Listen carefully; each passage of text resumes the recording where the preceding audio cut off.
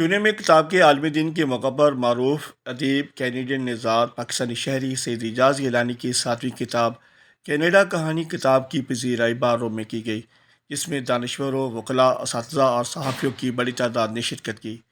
جس نے 20 برس تک دنیا بھر سے کہانیاں سمیٹیں، ان دل کی دھڑکنوں میں جذب کیں اور الفاظ میں ڈال کر ہمارے سامنے رکھیں۔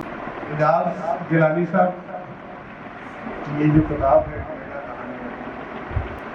کہ یہ 20 کہانیاں نہیں ہوگی، یہ 20 کیفیتیں ہیں۔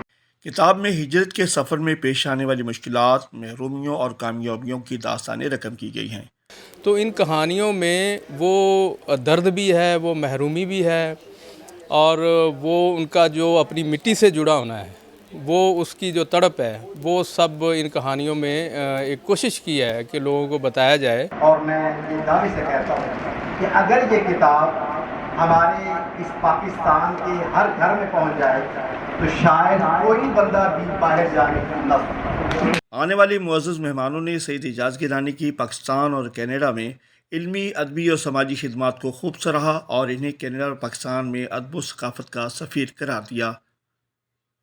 کیمرہ مین وسیع حیدر کے ساتھ سید عامر حسین تقوی، آج نیوز چونیا۔